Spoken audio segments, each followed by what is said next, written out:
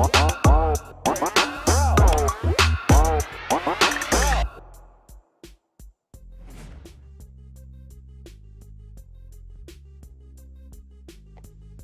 live. Let's do it. Oh, I'm sorry. I was waiting for the countdown, guys. I apologize. I'm here studying, trying to make sure I got my picks open and ready. You said you guys are staring at my ugly mug. Welcome to another episode of the Bookmaker Review NBA show. I'm your host, Junior Browne, and I'm joined by a very special guest. I haven't spoken to you in a while. The last time I spoke to you, bro, I had COVID, and I thought I was dying. Yes. I made it. Thank God. Here. That's what we're having. We're here. Please welcome in a good friend, DFS Badger. What's up, buddy? How you doing, Kyle? I'm good. I'm freezing. It's wintertime. There's snow everywhere. Had a power outage Monday. You can probably see my breath while I talk. It's 20 degrees outside. We're absolutely covered with snow. The roads are psychotic. Small NBA slate tonight, but we've been on a good run with the NBA picks. Of course, love being here with Junior, and I'm happy you survived the COVID. That was the last time we talked. I think I tried to call you one other time, but I'm really bad at checking in as well, so my apologies there. I'm glad to be here in the NBA show. And I'll be doing it a couple times a week now, so that'll be cool, and maybe more than that, filling in when other people can't. So I'm happy to be part of the NBA team. Obviously love working with Junior. Small, ugly NBA slate today, so let's see if we can find some diamonds in the rough. Yeah, me and Kyle might have some things cooking up for the future because we were supposed to do some work in the preseason on the NFL, but this is the NBA show.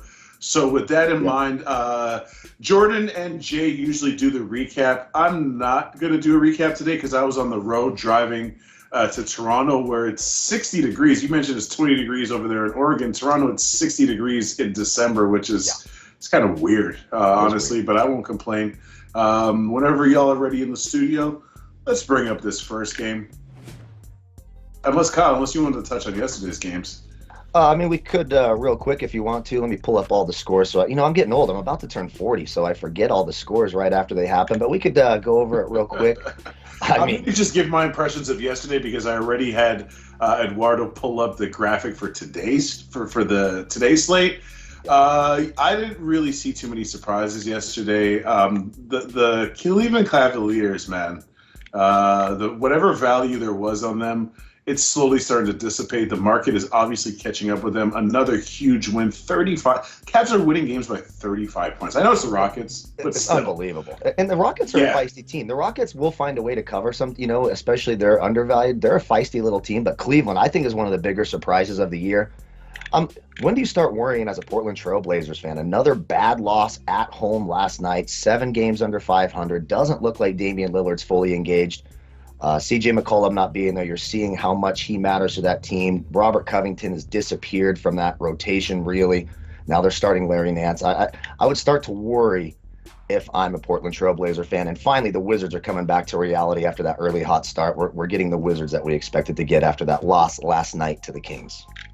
Yeah, the Lakers celebrating that win last night, they should be embarrassed. Agreed. They should be embarrassed. That's all I'll say about that. Yeah. All my Lakers fans watching, love that y'all are struggling. Love it. I'm a Lakers fan, so it hurts. It hurts. I love that they're struggling. But that's fine. Once the playoffs start, they'll be fine. Yeah. And the Spurs continue to not be able to win home games, for Christ's sake. They gave up 131 points at home to the Hornets. It's just whatever is going on over there. It's not even making sense. The Wizards. I keep saying the Wizards. The Hornets didn't even have LaMelo Ball yesterday. But anyways, that front court for the Spurs can't defend anybody. And when you're getting killed inside, what are you supposed to do, right? Yeah, they're too little also. So there's that. But let's get to today's slate. This first game, if you're laying 10.5 points with the Pacers, you need to have your head examined. As a matter of fact, let me throw it to you, Kyle. What do you make of this line? Minus 10.5 Pacers, a team that is basically teetering. I shouldn't say teetering. The Pacers are staring up at 500. They're nowhere near 500, and now we're supposed to lay 10.5 points. I know the Pistons are bad. Is there any chance that you would take the points with the Pistons in this spot, Kyle? Look, something's got to give here, right? So there's 2 teams in the NBA that don't even average 100 points a game, the Thunder and the Pistons. So I always look to unders when I see those two teams on the slate. Then you look over at the Pacers. Pacers, they can't defend anybody. We've already seen the reports. They're basically in rebuild mode. They're offering up Karis LeVert. They're offering up Sabonis. Miles Turner's probably on the block. So this doesn't seem to be a team that has a real appetite for trying to be competitive right now. Two teams out of the playoff hunt. I mean, the Pistons have lost. They've lost 12 straight games. They can't score any points. There's no way I'm putting money on the Pistons. You can't trust them. If you're betting this game, you just got to do the overall totals or live bet this game. I would lean the under in this game. I don't think the Pistons score a lot of points here. You're going to see a slowed down effort. The Pacers should just beat them up inside with Sabonis and with Turner. Nobody for the Pistons can deal with the size of the Pacers. I think this is a slower paced, lower scoring game. I like the under in this one. If you're looking for a prop, I do think Sabonis or Brogdon, both of their points totals at 18.5. That's at minus 105 for Sabonis, minus 115 for Brogdon. I could see both of them. If you're looking for a lower number, Miles Turner, 12.5, minus 125. I could get down with something like that as well. But for me, just take the under in the game. I can't trust the Pacers to win by double digits, and I'm certainly not trusting the Pistons to cover against anybody. Yeah, so essentially, when you look at this line, you look at the spread, essentially they're saying the team total for the Pistons is basically about 100 points, which is around their average like 99.7. Yeah. I'm going to say that I have absolutely no idea where the value is in this game. And I say that based on a couple of things. If I said to you, I know what the Pacers are going to do from game to game, I would be a goddamn liar because I don't know what they're going to do. I don't think they do either.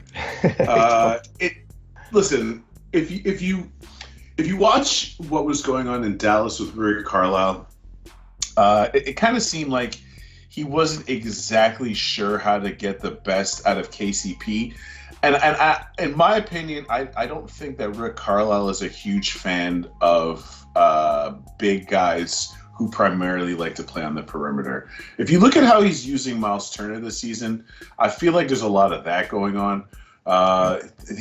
First of all, I don't want to go on one of these rants, but I've been saying for like 4 years, that they had to break up this Turner-Sabonis duo.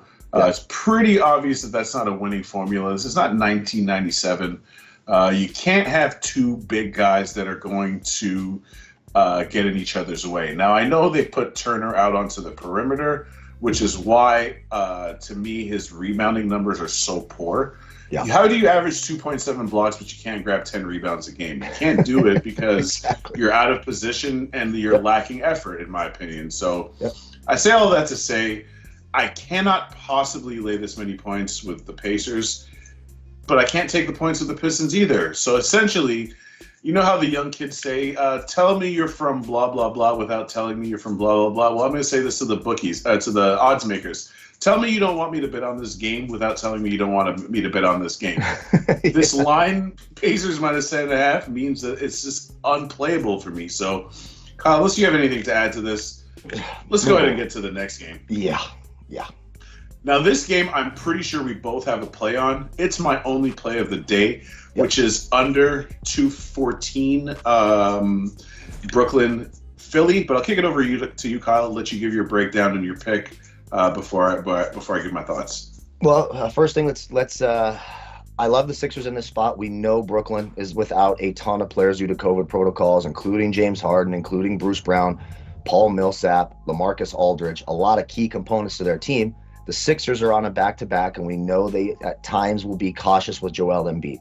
So before I'm doing this in a vacuum, assuming that Philadelphia isn't going to rest anyone, and assuming that no one's going to be out due to COVID. You never know right now. They're going absolutely insane with these COVID protocols now. We're going back to living in gigantic fear, and it's a little bit frustrating for us as sports fans and for some of us older folks who maybe have a more realistic approach to that. I'll leave it at that. So be careful. I would bet this game right before, making sure that you know what the roster for the Sixers is going to look like. I tend to agree with you. I think this is an under spot. Not a lot of firepower for Brooklyn now without Harden, et cetera. It's just kept the Kevin Durant show. We know he's dealing with a sore ankle. For me, it goes like this. Blake Griffin cannot deal with Joel Embiid. If Joel Embiid is a full go tonight, Tobias Harris is a full go tonight, how is Brooklyn going to deal with the interior presence of the Sixers. I don't think they can. I like the Sixers outright here as a slight dog. I like them plus 1.5. It's my play of the day in the NBA today. As long as the full roster is there, again, keep an eye on it because it's a back-to-back, and we know sometimes there'll be no Embiid, no bet from me here. You'll still get Andre Drummond, who would be able to feast on the interior against Brooklyn anyways. But for right now, as we sit in a vacuum, I like the Sixers here. It's my play of the day, and I agree with you. I think this is an under spot. I don't see a ton of points, especially from the Brooklyn side against a good defensive team in Philadelphia. Yeah, I mean, listen, I think that this plays under for a couple of different reasons. A lot of things that you just mentioned. Philadelphia's defense is coming back to the mean. And when I say the mean for them, they've been a top 5 to 10 defense in the league for at least like 3-4 years. And this year they're absolutely not that, which is part of the reason why they struggle so much. Ben Simmons being gone hurts that. He's a good defensive player. Well, I was going to say that. There's a lot of people who don't really watch basketball that were saying, oh, look how good Philly's offense is without Simmons, because they were the number 1 ranked offense in the league for the first, 6-7 weeks of the season. And I was like, right. Yeah, I guess you could jump to that conclusion. But A, is that going to last? Probably not. Mm-hmm. B, look at their defense, because at the time, their defense was in the mid-20s. They were near the bottom of the league. And as much as people love to hate on Simmons or make fun of him, because most casuals pay attention to his offense, he's one of the few stars in the league. And yes, he still is a star, regardless of the fact that he's a giant baby. He's one of the few stars in the league that takes actual pride in defending. He's like, yo, that guy's the best guy. I'm going to go shut that guy down. He can guard 1s, 2s, 3s, and 4s. Yep. Now you've taken this guy away who's a culture setter and a pace setter defensively. When your second best player takes that much pride in defense, on top of the fact that Joel Embiid is one of the best defenders at his position, that sets the tone for your whole team. They don't have that right now. Right. And if they're going to rely on offense for success, that's why they're the 7th seed. On top of the fact that they've obviously had some injury issues, COVID issues, blah, blah, blah. Everyone seems to be dealing with that now, right? So I don't think that's a valid excuse. And in terms of this game, this is a massive game for Philadelphia. Philadelphia right now is in 7th, only a game and a half ahead of 11, which is not qualifying for the play-in tournament, right? If Philadelphia finishes anything less than 4th, that's basically a disaster for their season. If they were to not qualify for the playoffs, heads are rolling. AKA Doc Rivers, who's already on the hot seat just based on the fact that his teams are the biggest playoff chokers in NBA history. So there's a lot going on. And in my opinion, when I cap the game on top of all the numbers that I saw, I genuinely look at this as a playoff spot for Philly. They're 5.5 games back of a Brooklyn team that's not even playing its best basketball. And if they lose this game, it's a psychological blow. It's a blow in the standings. Not only because they've lost to a team that they're in their own division who they trail by 5.5 games, they would have lost to a team who they need to beat who's super shorthanded. So everything points to Philly in this one. Everything points to a tense atmosphere, a hard-fought game. And if this game goes over, I don't see Philly winning. Philly wins because this game stays low-scoring and stays under. I agree. So that's the reason for my pick. You guys have heard Kyle's reasons for the picks. Hop on board if y'all are looking to cash, because I really feel confident this is going to be a low-scoring game. I could really see one, if not both of these teams struggling to score 100 points. I agree. So I completely agree. With that in mind, let's kick it to this next one. Now, I'm going to start off this one because I'm going to be quick. I've been talking shit about the Knicks all season. A lot of people in my family have been really upset at me. Some of my homeboys, a lot of Knicks fans in my inner circle. I really don't care though, because my analysis is based on what's best for my pocket. So with that in mind, I said since the beginning of the season, if the Knicks are going to continue to rely on threes as their primary means of offense, It's not sustainable. It's not a sustainable way of playing, not because of any other reason, but just look at the makeup of their roster. Exactly. How many pure shooters do you have on that roster? Evan Fournier and who else? Ugh. That's it. And we're calling Evan Fournier a pure shooter. Evan Fournier is hot garbage. I mean, he's terrible. He's one of the worst. You see what I'm saying? I can't stand Evan Fournier. You know how many times I've put Evan Fournier in a DFS lineup? He plays 35 minutes and gets me 4.5 fantasy points. He's completely useless on a basketball. I don't even know why he gets minutes. I really don't know why he gets minutes. I don't think he belongs as a starter on an NBA team. So with that breakdown from Kyle, that's the only reliable shooter you have on your roster. Because Kemba Walker is now DMP until he gets moved. Who else you got? Nobody. Burks, I guess. I mean, yeah, but like he's not a shooter. He's a guy that can make shots. But like, right. So if you're relying that heavily on threes without any pure shooters, really, and the one that you have is super struggling, you're going to end up... So look, the only way to offset that change in philosophy is to continue to play defense at an elite level. The Knicks last year were the third best defense in the league. Right now, through almost 30 games, through 28 games, they are 23rd in the league in defense. And I've said it many times. I'll say it again because Kyle, this is his first episode of the season. If the Knicks do not finish better than 15th in defense, there's a 0% chance they're making the playoffs. I'll take that. Anybody wants to take that bet, hit me on Twitter, DMs, send you the Cash App, whatever you want. I'm taking that bet from anybody that wants it. Yep. Knicks don't finish top 15 in defensive rating. They are not making the playoffs. Now, I've talked all that trash about the Knicks just to turn around and say, tonight, it's Knicks or nothing. Yes, because, exactly. Yeah, the Rockets' problems are so many that it's kind of hard to even know where to start. Let's start with the fact that they lead the league in turnovers, and they shoot like 69 or 70% from the free throw line. If you're devoid of talent, which the Rockets are, you gotta do the little things. Protect the basketball. Make your goddamn free throws. Mm-hmm. If you're not even like the elite teams can get away with being bad in those categories. Yeah. A team like them that has no star player, a couple up and coming players, but who are not really sure of their role, really no veteran leadership to speak of. It's a disaster for them to be at the bottom of the league in those two categories, and the record kind of is a reflection of that.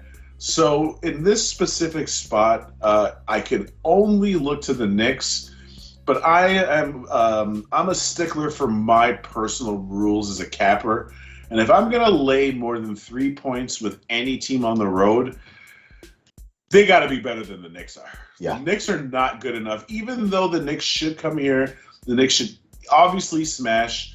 The Rockets are without a ton of players. No Kevin Porter, no Jalen Green, no Daniel House, no Eric Gordon. Like a bunch of these, no Christian Wood. Yeah. A bunch of these guys are out. So even with these guys, this team is not good. Yeah. If the Knicks can't cover here, that tells me that all the slander that I've been directed towards the Knicks has been warranted, because this is a W. This is like a gift from the heavens for the Knicks. They're 12-16 in their division. In the Eastern Conference, same record as the Pacers. The Knicks have only won 1 out of their last 8 games. Yep. Something's got to give, and that comes in the form of the Houston Rockets. Kyle, your thoughts, sir? When I first glanced at this, I'm like, look, I'm going to make the Knicks my play of the day, right? Then you dig deeper, like, wait a second here. And the Knicks are better on the road so far this year than they have been at home. I think a lot of that is teams get up to play at Madison Square Garden, right? So I'm not sure how much of a home court advantage that is. When you go to the Mecca, it's exciting, it's special. I mean, how many times when we talk about Michael Jordan, Kobe, LeBron James, we're not talking about their home games. We go, did you see what he did at Madison Square Garden, right? That's just how things go. The Knicks struggle at home, 5-10. They're 7-6 on the road. You flip it to Houston. Houston, pitiful. I mean, just absolutely pathetic. Outside of Portland, which is just an absolute indictment on Chauncey Billups, they're the worst road team in basketball. They're 2-13 on the road, but they're solid at home, 7-6. They've won 7 of their last 10 games as Houston. They just lost last night. It's a back-to-back for Houston. The Knicks are coming in. You mentioned no Christian Wood. I think that's a huge loss. You're going to have to rely on Daniel Tice on the inside. If the Knicks can stick to the game plan, Randall, Robinson, Noel, attack them inside where Houston has absolutely nobody. The Knicks should win this. But I stayed away from it because Houston can be feisty. They can be feisty at home. They are on a bit of a run here, especially for a team like Houston. This might be their best 10-game run of the whole season with the talent they have. They're 7-3 in their last 10. I lean the Knicks here. You're right. If the Knicks can't cover tonight, boy, oh boy, they've already lost 4 straight. You mentioned it. They're 2-8 in their last 10 games. I lean the Knicks here, but I don't feel great about it. Zero chance I'm putting any money on the Rockets. And keep an eye on the Rockets today. It's another back-to-back for them. You mentioned all the players out. They can't afford another player out. Knicks need to keep the ball on the inside. They should get it done tonight. I lean the Knicks here. It's probably my second favorite play on the card, but I don't love it as much as I like the Sixers. Yeah, I mean, I'm just not on the Knicks because the number keeps going up. Now Yes. I see Knicks -5 at some places. Listen, Just can't. these margins, guys, because I know some people always like hit me up and they're like, dude, you say that you'll take a 3 but not 3.5. What the hell are you talking about? These margins are not as big as people think they are. For example, the Knicks margin of victory is so low that the Knicks margin of victory is 1.8. That's right? negative 1.8. It's negative 1.8. Yeah, it's negative 1.8. Yeah. So, and I'm trying to find their road splits because Kyle mentioned that they're better on the road. I'm just having trouble pulling it up. Their road splits are plus 1.8. Okay, so they're negative 1.8 overall, plus 1.8 on the road, and now I got to lay 5. Yeah. It's too many points, guys. It's too many points. I get it. The Rockets are a dumpster fire. The Rockets, without all the guys I named, might even lose to like a Gonzaga. Obviously, they wouldn't, but you know what I'm saying? But here's the thing, though. If you watch games, I hate to be that guy that always preaches you should watch games. The Rockets are kind of feisty. They are. I swear they are. They just are.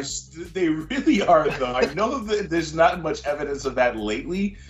I don't trust the Knicks enough to say to myself, after the Rockets just lost by 35 last night, are they going to just roll over and let the next team beat them bad?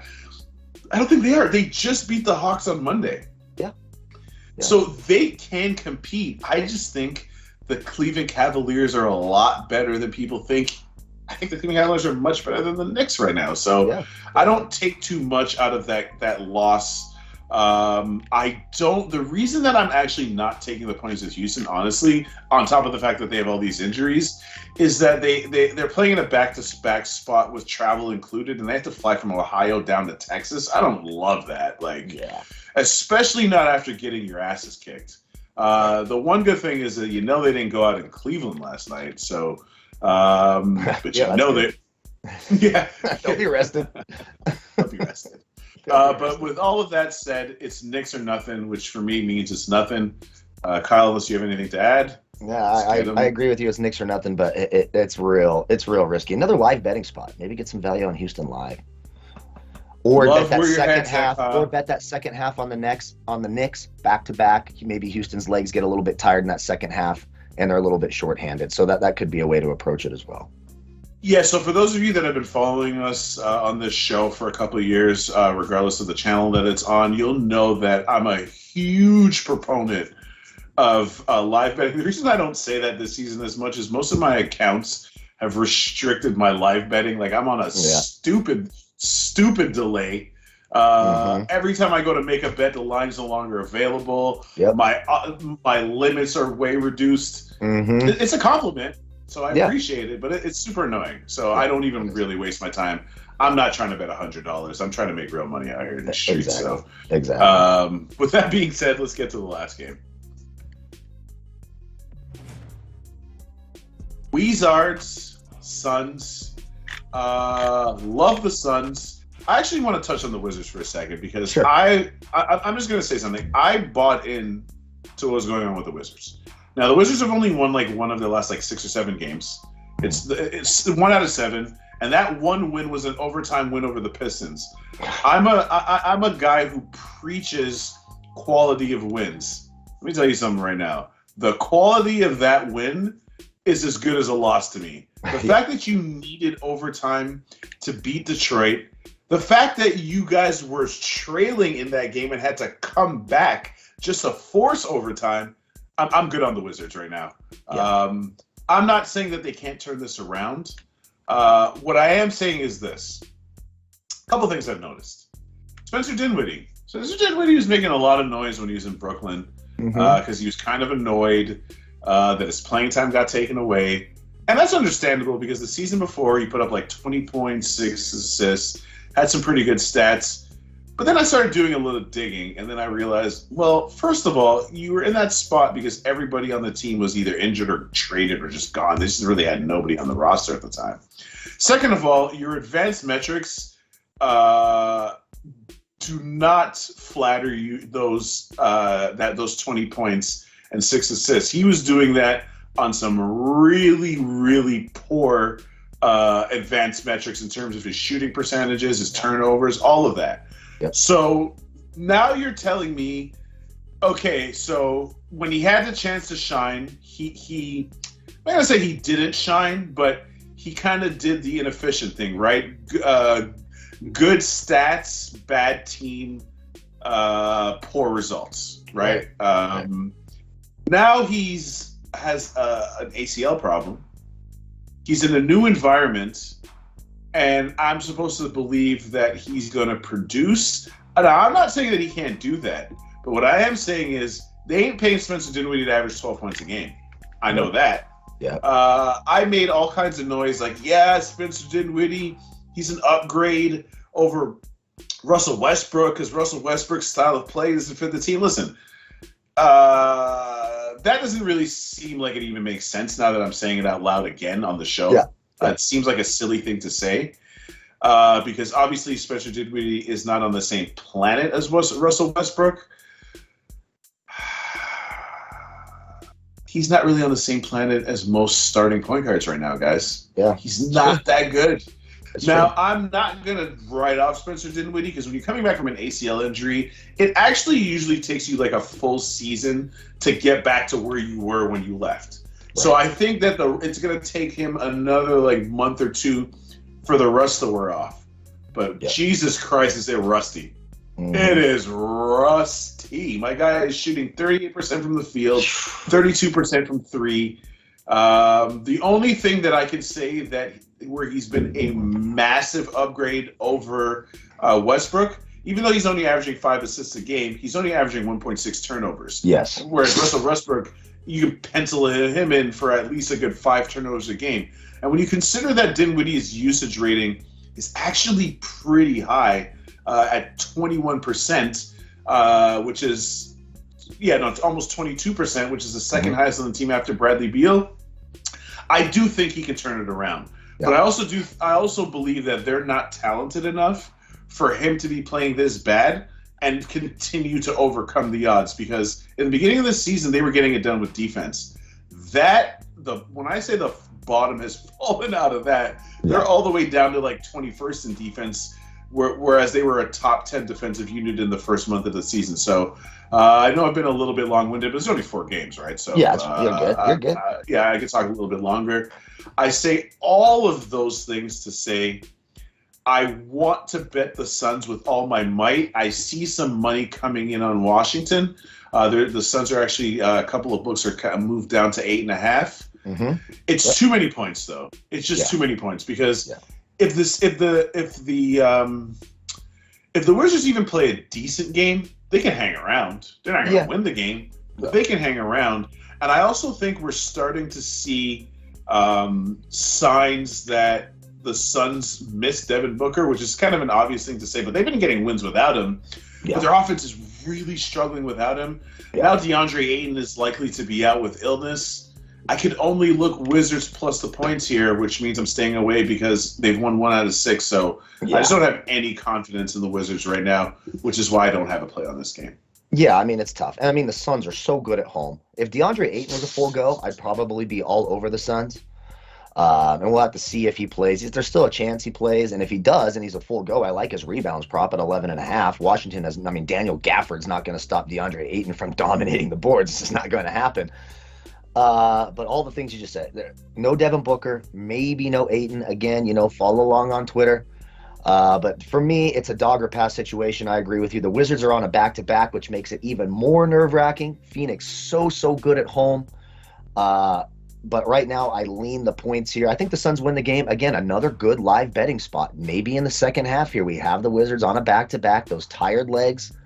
Let's see what Phoenix is dealing with there. Chris Paul's points. You mentioned possibly no Ayton. Over 15.5 minus 115 could be a nice prop for tonight. No Booker, possibly no Ayton. Extra shots and usage for Chris Paul. The offense will run through him. I could see him getting over 15.5 relatively easy. So I like that prop play. That's probably my favorite play in this game. And if I'm betting aside here, a slight lean to the points and the Wizards, but I don't love it. Yeah, listen, the reason this is a lean for the Wizards and not a play other than the fact that the Wizards can't win games right now is that they just played last night in Sacramento. Don't really love the spot for them. Yeah. And they've got a tough schedule coming up. Yes, they do. They play Phoenix, then they play Utah on Saturday, and then Brooklyn right after that. Right. Before they head to Madison Square Garden, then take on Philly, then take on Miami, then take on Cleveland, then play Chicago. They could literally lose every single one of these games. Literally, they could. Absolutely. So this is a fork in the road moment for the Wizards. Are they going to get back to the team that we saw at the beginning of the season that looked so promising, or are they going to go the other way and continue to their free fall in the standings? I guess only time will tell, but that's it for us. Let's get to these picks so we can go ahead and wrap it up. Let's do it. All right, so my pick is the under in the Brooklyn Sixers game. I just don't see any way where this is a hype. First of all, Brooklyn doesn't even have the personnel to play in a fast-paced game, and the Sixers don't want to play fast. Right. They want to play slow. They want to be methodical. Don't love that Joel Embiid looked like he kind of twisted his ankle yesterday, but literally Joel Embiid twisted his ankle getting out of bed, so he could be injured at any time. I think with the importance of this game, he does suit up, but this is more of a half-court offense, playoff-type atmosphere, which to me plays to the under 214. What you got, Kyle?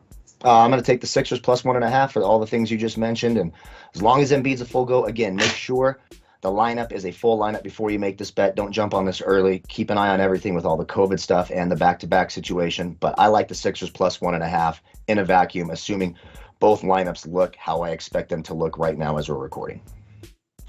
That's it for us, guys. Please make sure you like, share, subscribe. Make sure you visit Bookmaker Review. Make sure you check out my guy Kyle on the NFL show and all the other shows he does, and check out his Twitter feed. He's always giving out gold and nuggets. You see he's coming with a prop plays today, which is something that we don't usually do too much on the show. So he's always giving you different angles, different perspectives. Same time, same place tomorrow, 12:30 Eastern. Thanks for joining. Let's cash some tickets.